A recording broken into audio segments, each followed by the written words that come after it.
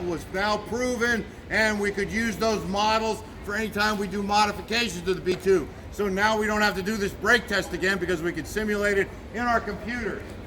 So we're going to go around back toward the missile gallery. And I'm going to point out two aircraft because you can see them back here easier than anything else. Up on the top there is a U-2A.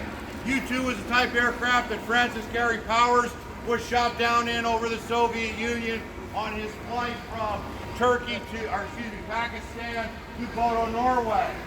Of course, during that same time period, we also lost an RB-47, such as the one you see here. But the U-2, we knew was over the Soviet Union. It was shot down over the Soviet Union. Soviet Union tried Francis Gary Powers as a spy, and he was sentenced to 10 years in prison. And he started serving his prison sentence. However, the RB-47 was shot down in international airspace. So just like we escort Russian bombers that come too close to the United States, and we'll send our F-15s up or F-22s to trail them, the Soviets did the same thing. And whenever we had a bomber that got too close in international airspace, they would then come up and trail it and stay with it, kind of escort it, make sure it didn't come across. One of the pilots misunderstood the information he was given from the controllers, and he thought he was cleared to fire instead of not cleared to fire. So he fired, shot down the B-47 over international waters. Well, two of the crew members survived. Those two crew members ejected, came out, and the whole world knew that they were in international waters, so they couldn't try them as spies. So they became guests of the KGB in Lubyanka for a couple of months.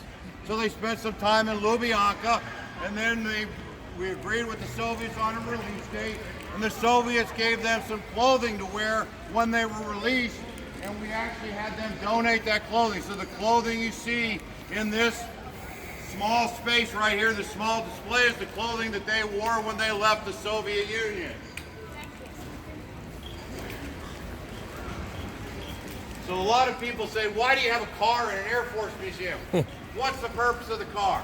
Well, the car was used as a recruiting tool. So the Air Force Recruiting Service built it. It's based off of a standard Dodge Challenger. It's modified with some carbon fiber on it. It's got carbon fiber wheels. It's got a stealth exhaust system that's quiet. It can be driven from either seat. It can also be driven from the internet. Anywhere in the world you can drive this car without a driver as long as you have an internet connection. It's got forward-looking infrared so they can see ahead of it, and a very high-resolution camera on the top that can look out about a quarter of a mile. Nitrous oxide and other things to get it big and fast.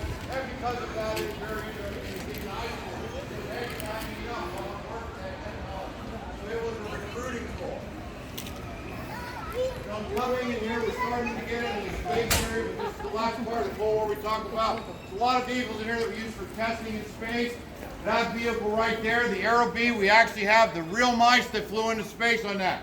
When they died, they were stuffed, and they're inside that capsule in perpetuity right now. So the two mice that weren't up in that are actually still in there. And we have, Hap Arnold's 5-star rank insignia, the only 5-star general in the United States Air Force that was flown into space. We also have some moon rocks that were brought back from Apollo 16. How many people have heard of John Glenn? How many people okay, so if you're from Ohio, you probably did. He was a senator from the state of Ohio, but he was also the first U.S. citizen to orbit the Earth. He orbited the Earth in a capsule, Mercury capsule, known as Friendship 7. And while he was a Marine and from Ohio, so he has museums both near Columbus as well as the Marine Corps Museum. These are some of the items that was donated by his family to us that represent some of the equipment that he had with him on the flight or to help get him in the capsule, such as the boots that he would have worn before getting in the capsule. So with that, we're going to go in here to the room that always brings the oohs and the ahs.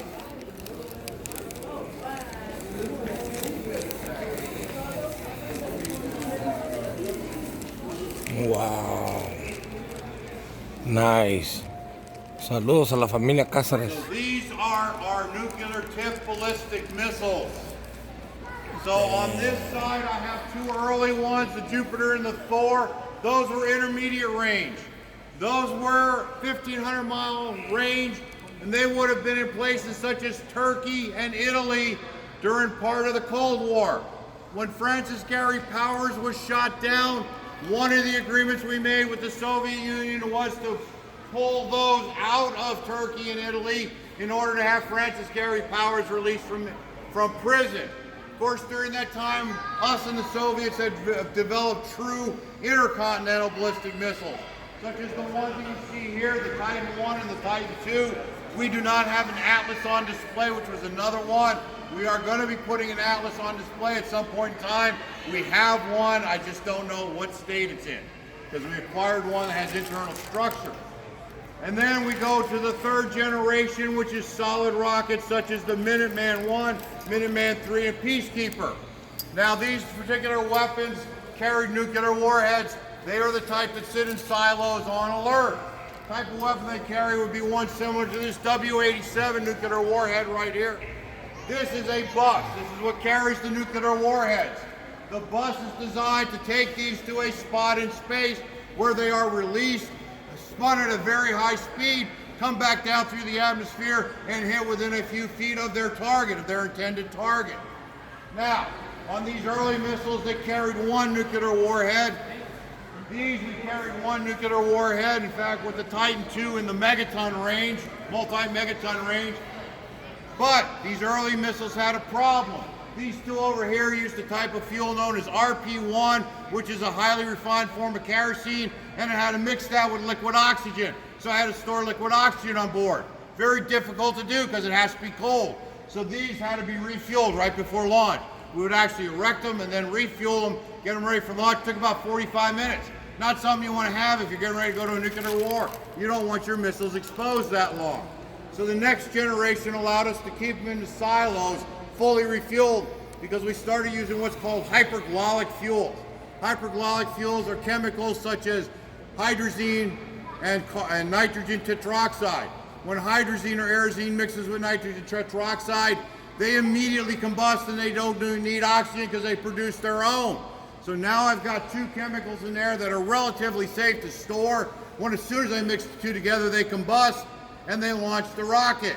However, if I'm doing maintenance on that weapon, I have a problem because if I break a fuel line, those chemicals become very unstable now and they immediately explode. And that explosion is powerful enough to lift the warhead out of the silo. And we had two explosions like that during the time that we used the Titan IIs. To get away from that and to allow us to have missiles that we could store in the ground for a long period of time with almost no maintenance, we went to solid rocket engines such as the ones that's used on the Minuteman I right here. The solid rocket engines now can be stored almost indefinitely. The only time they need to come out of the silo is if we're going to do upgrades to them or they go back to the depot for some refurbishment. We started with the Minuteman I that held a single nuclear weapon. It went to the Minuteman II. We don't have one of those on display, but we do have a Minuteman II launch facility on display there that you can walk through. And then we went to the Minuteman III. The Minuteman III could carry 3 nuclear warheads. Minuteman III is what we still use today. While President Reagan was in office, he wanted to end the Cold War, and one of the things he did was authorize the development of the Peacekeeper missile that you see right here. This missile can carry 10 warheads.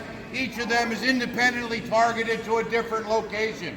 So now I have the ability to put a lot of nuclear firepower into space and release those weapons, each of which can go to a different target. That brought the Soviets to the table to talk about strategic arms limitation. Part of that treaty that resulted was the drawdown of our nuclear forces. So we had the Minuteman IIIs now are limited to 1 nuclear warhead. And after 10 years of use, we took the Peacekeepers out of service. We no longer have any of those. Now, one of the unique things about those is they were not only in silos, but outside you can see a rail car, because we used to also drive these around the country in rail cars, and they could have been launched from those rail cars. So that was the system that is no more. And as part of that, we had to inspect the Soviet weapons and all the former Soviet states that still have nukes, and they get to do the same here under Project Open Skies. So we have Soviet inspectors that will come in here to the United States. They'll inspect our assets, and we will do the same in the former Soviet Union countries that still have nuclear weapons. And that is how we ensure that we're complying with the strategic arms limitation talk. So that, ladies and gentlemen, concludes my tour. You have a few minutes to make it into the fourth building if you want to take the fourth building tour, and I will leave you over there. But I also want to leave you with a comment about the museum here. Our museum operates primarily off of donations and volunteers. Yes, we are a military organization. Yes, you're on a military base. Yes, tax dollars paid for everything that you see inside here, but we're not allowed to use tax dollars for our buildings. So how do we build new buildings? It's all done by donations. Also, you see most of us in here are volunteers. In fact, we have about 80 paid staff and about 615 volunteers. That's what it takes to keep this museum operating. So if you buy something in our gift shop or you eat in our cafeteria, you may think the prices are a little high, but know that whatever we use helps go toward keeping this alive and also toward our education programs. We offer education programs in here. Third Saturday of every month is Family Day. We bring kids in and they get to do activities in here. They build things. They get to take home things like robots and stuff like that they build, kites. And in July the 20th, Family Day, which is the celebration of the 50th anniversary of the Apollo 11 moon landing, they're going to build model rockets, and weather permitting, they're going to go out front of the museum. They're going to launch them. They'll come back down, recover them. They'll get to take them home with them. So for that, we thank you if you use our shops or donate to the museum. And that concludes Thank you so my much. tour. Thank you so much for your tour. Thank you so much. Thank you. Thank you so much. Oh, sorry. You're welcome. Good tour. Wow, that was a pretty cool tour. Aquí está el Chef Cázares, and I hope you guys subscribe to my channel. And you got this here from Ohio, at the Air Museum and Navy in Ohio. That's an amazing tour. I hope you guys like it. Hashtag Chef Cázares.